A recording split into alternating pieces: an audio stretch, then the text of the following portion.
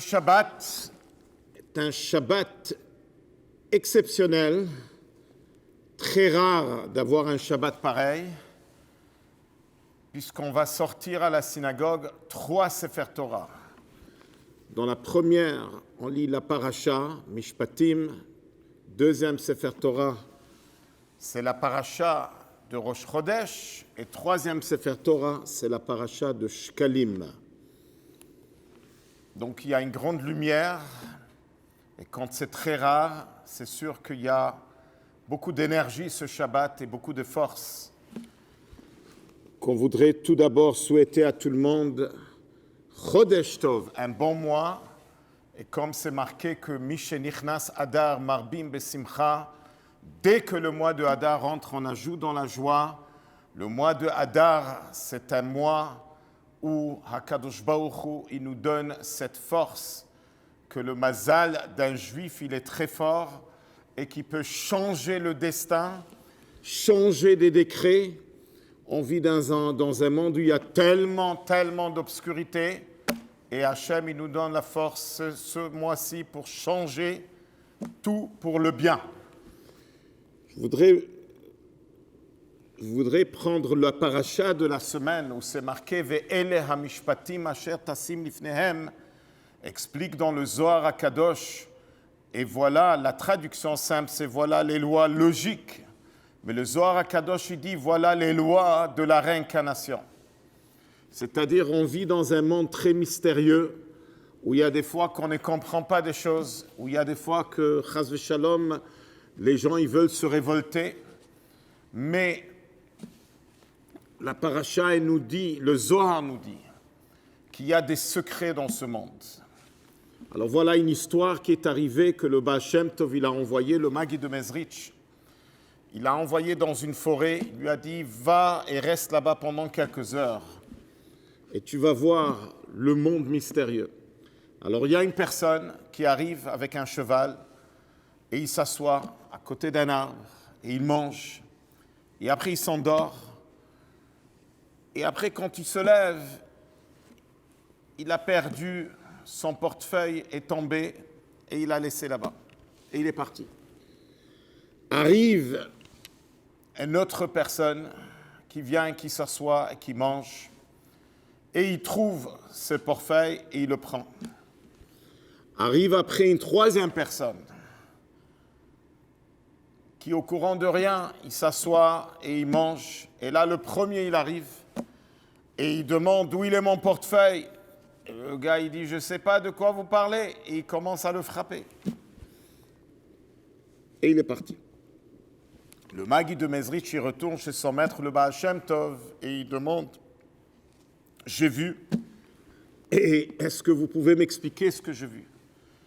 Le Baal Shem Tov lui a dit que ce sont des gens qui étaient déjà là dans ce monde.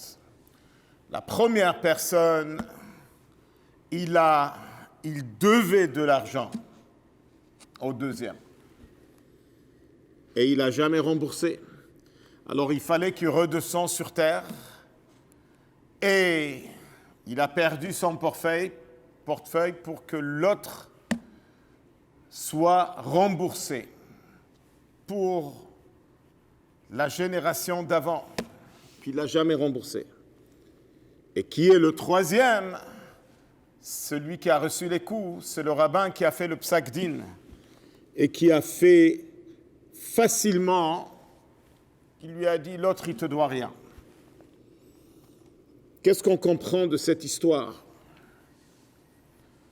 Une autre histoire qui est arrivée à l'époque du Baal Shem Tov, quelqu'un qui a laissé de l'argent, Reuven qui a laissé de l'argent chez Shimon, et Shimon est décédé, et quand Reuven il est parti voir les orphelins, ils disent notre papa nous a jamais parlé de ça. Et après, quand ils sont partis dans le Bédin, ils ont fait jurer les orphelins, ils ont juré qu'ils sont au courant de rien, et le Bédin, il a dit, allez-y, vous ne devez rien payer. Maintenant, ce monsieur Reuven, il était très connu, que c'est un monsieur honnête. Alors, ils sont partis voir le Baal Shem Tov. Le Baal Shem Tov, il a répondu, le psak din était vrai, parce que c'est de l'argent que dans la génération d'avant, lui, il le devait. Le papa, le mafkid, celui qui a prêté, celui qui a laissé de l'argent chez l'autre, il ne s'est pas fait rembourser, c'est lui qui devait de l'argent. C'est là, ça explique ce que nos sages ils disent, Kol hadan din emet la amito, qui veut dire des fois tu prends il y a emet, mais il y a emet la amito. En d'autres mots, le psak din du bedin, est-ce qu'il était vrai? Bien sûr qu'il était vrai. Mais ça ne correspond pas à la réalité. La réalité, c'est que Shimon, il doit de l'argent à Réhouven. Et de là, on comprend le côté mystérieux. Quand le bedin, il fait un psak din halakha, même si ça ne veut pas dire que c'est la réalité, mais ça veut dire que c'est ça que Akadosh Baruch Hu, il a voulu. Parce que dans la génération d'avant, il y avait des choses qui n'étaient pas correctes. Et c'est ça que le Zohar HaKadosh, il nous dit, voilà le secret de la réincarnation. Des fois, il y a des gens qui quittent ce monde très jeunes, et ça fait qu'il y a des gens qui veulent se révolter. Et là, on est tellement loin à comprendre le chemin mystérieux de Dieu, mais le sujet de Gilgul, la réincarnation, elle peut nous expliquer un petit peu le côté mystérieux, comment Akadosh Baruch Hu, il dirige ce monde.